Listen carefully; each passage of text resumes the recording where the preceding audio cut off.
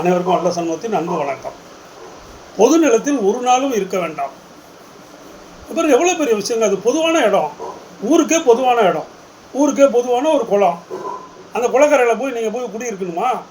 அது ஊருக்கு பொதுவானது இல்லை. அதில் ஒவ்வொருத்தரும் வந்து குடியிருக்கேன்னு சொல்லி குளத்துக்குள்ளே போய் ஊட்ட கட்டிட்டு அப்புறம் குளம் என்ன ஆகிறது? ஆடு மாடுகள் மேய்ச்சி தண்ணி குடிக்கிறதுக்கு, ஊர் மக்கள் குடிக்கிறதுக்குன்னு அது இருக்கும். பொது இடம்ங்கிறது அதுதானே.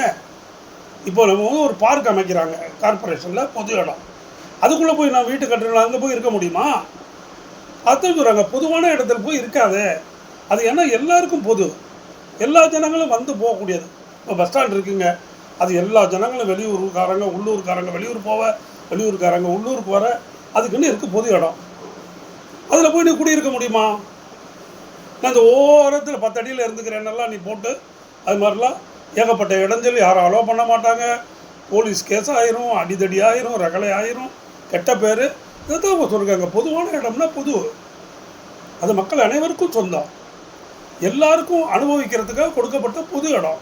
Railway station, bus stand, park, குளம், பள்ளிக்கூடத்தில் தான் நடத்துனாங்க. போய் நீ குடும்பம் நடத்த முடியுமா? நான் தங்கிக்கிறேன்னு. அதைத்தான் வள்ளுவர் சொல்லியிருக்காங்க, பொது இடத்தில் நீ வந்து குடியிருக்காது, போய் இருக்காது. அது ஏன்னா எல்லாருக்கும் எல்லாருக்கும் பொதுவானது, எல்லாருக்கும் அனுபவ பாத்தியம் உள்ள ஒரு இடத்தில், ஒரு நிலத்தில், ஒரு இடத்துல அந்த ஒரு குடியிருப்பு செய்யாத, போகாத, இருக்காது. இதெல்லாம் பாருங்கள், அகில உலகத்தில் உள்ள எந்த நீதி நூல்லையும் கிடையாதுங்க. தமிழுக்கு மட்டுமே உள்ள மிகச்சிறந்த அறிவுரை அது ஔவையார் சொன்னது.